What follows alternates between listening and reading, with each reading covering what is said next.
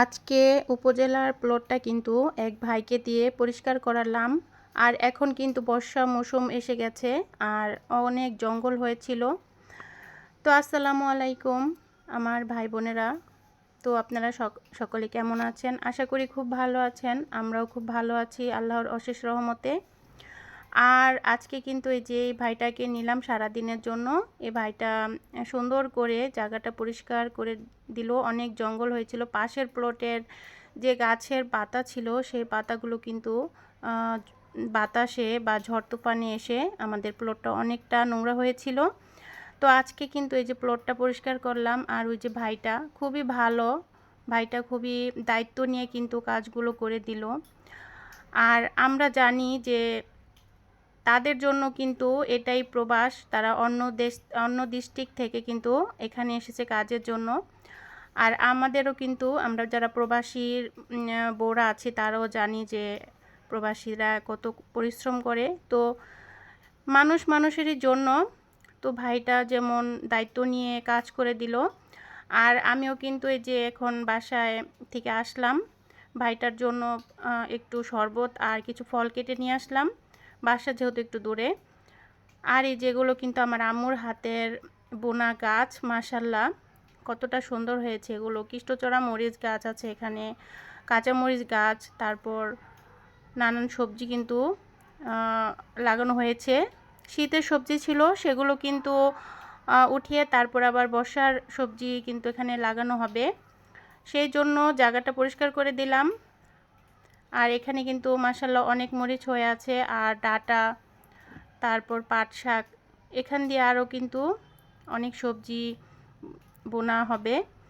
তো নিজেদের সবজি যদি নিজেরাই বুনে কেটে খাওয়া যায় কিন্তু অনেকটাই ভালো। তারপর এই যে আমি কিন্তু বাসায় চলে আসলাম, এসে কিন্তু রান্নাঘরে চলে আসলাম। আর আজকে আমি এই যে রুই মাছ রান্না করব। এক চুলায় ভাত বসিয়ে দিলাম। আর এই চুলাটা কিন্তু আমি নতুন নিয়ে আসলাম। আজকে 2 দিন যাবত আমি কিন্তু 2 দিন আগে এই চুলাটা নিয়ে আসলাম। আমার আগের চুলাটা কিন্তু নষ্ট হয়ে গিয়েছিল। ওটা যেহেতু বাণিজ্য মেলা থেকে কেনা ছিল। আর বাণিজ্য মেলাতে কিন্তু প্রচুর ঠকের জিনিস। তো প্লিজ আপনারা কেউ দয়া করে কিন্তু এই হয়রানিতে শিকার হবেন না। দেখে শুনে দরকার হয় কিছু টাকা বেশি দিয়ে ভালো প্রোডাক্টটাই কেনা ভালো। আর এই যে এখানে কিন্তু আমি এই যে চুলাটা নিয়েছিলাম, মাশাল্লাহ চুলাটা এতটাই ভালো জ্বলে। আর এটা কিন্তু মালয়েশিয়ার প্রোডাক্ট, সরাসরি মালয়েশিয়ার থেকে এসেছে। তো এই যে রুই মাছগুলো কিন্তু আমি ভেজে নিলাম। ভেজে তারপর আমি আজকে চাল কুমড়ো দিয়ে রান্না করব। কারণ যেই পরিমাণে গরম পড়ে একটু ভাবলাম যে একটু ঠান্ডা সবজি দিয়ে রান্না করি। তো আমি কিন্তু একটা চাল কুমড়া কিনে নিয়ে আসছি, সেই চাল কুমড়াটা দিয়ে আমি আজকে মাছটা রান্না করব।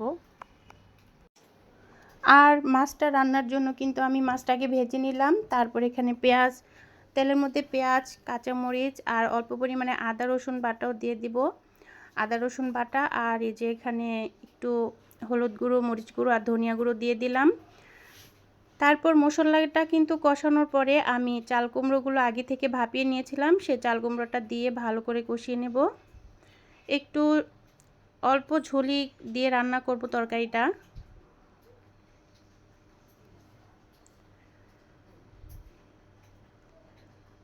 আর এই তরকারিটা কিন্তু স্বাস্থ্যের জন্য খুব ভালো, কারণ গরমের মধ্যে কিন্তু একটু ঝোল তরকারি বা লাউ বা চাল কুমড়া এই ধরনের ঠান্ডা তরকারি খেলে ভালো লাগে শরীরটা।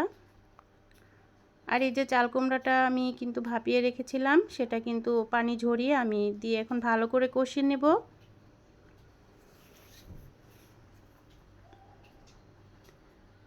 তো বাচ্চারা তো খেতে চায় না, তাও কিন্তু একটু জোর করে খাওয়ানোর চেষ্টা করি। আর ভালো করে ঢেকে তারপরে কষানো হলে আমি ঝোল দিয়ে দিব। তো আমার ভাই বোনেরা, তো আজকে কিন্তু অনেক দিন পর একটি লং ভিডিও ছাড়লাম। তো অবশ্যই কিন্তু পাশে থাকবেন আর ভিডিওটা কিন্তু শুরু থেকে শেষ পর্যন্ত দেখবেন। আর যারা নতুন তারা কিন্তু অবশ্যই চ্যানেলটা সাবস্ক্রাইব করে দিবেন।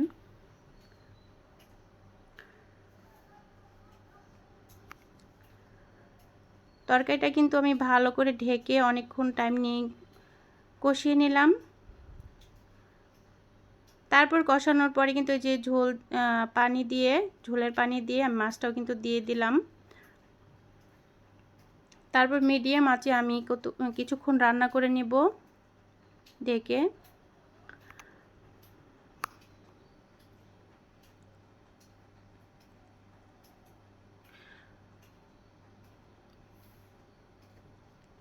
ঝোলটা কিন্তু আর একটু শুকাবে।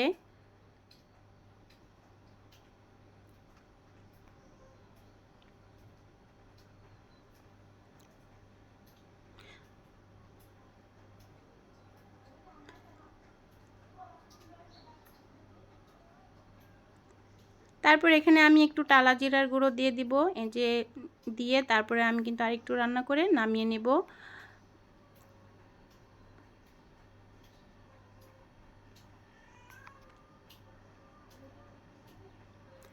আর এদিক দিয়ে কিন্তু আমি আবার রান্না করে নেব শাক দিয়ে, কলমি শাক দিয়ে আমি চিংড়ি মাছ দিয়ে রান্না করব।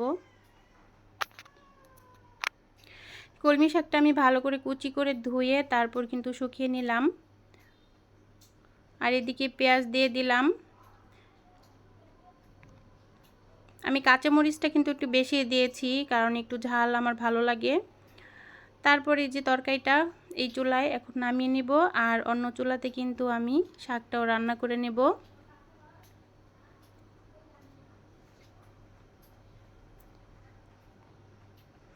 আর এই যে এখানে ছোট ছোট যে নদীর চিংড়িগুলা ছিল, সেই চিংড়ি মাছ দিয়ে আমি কিন্তু কলমি শাকটা ভাজি করে নেব। আর প্রতিদিন কিন্তু এক আইটেমের শাক রাখা ভালো, শাক সবজি খেলে কিন্তু শরীর ভালো লাগে।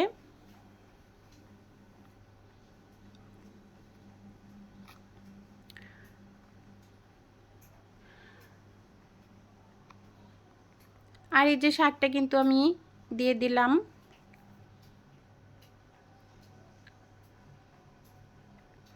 ভালো করে কষিয়ে অল্প পানি দিয়ে এটা আমি ভাজা ভাজা করে নেব।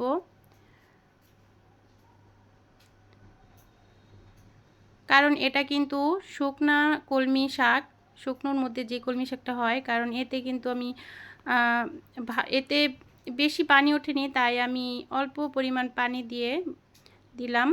আর এটা কিন্তু রান্না হোক, তারপর টালা জিরার গুঁড়ো দিয়ে এটাও আমি কিন্তু নামিয়ে নেব। আর এই চুলাতে যে দুধ বসিয়ে দিলাম, দুধটাও জাল করে নিলাম। আর শাকটাও কিন্তু রান্না হচ্ছে।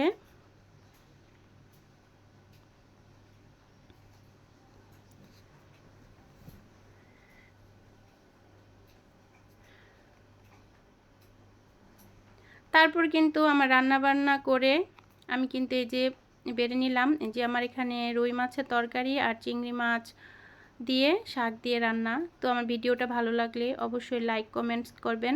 তো সবাই ভালো থাকবেন। আজ এ পর্যন্তই। আল্লাহ হাফেজ।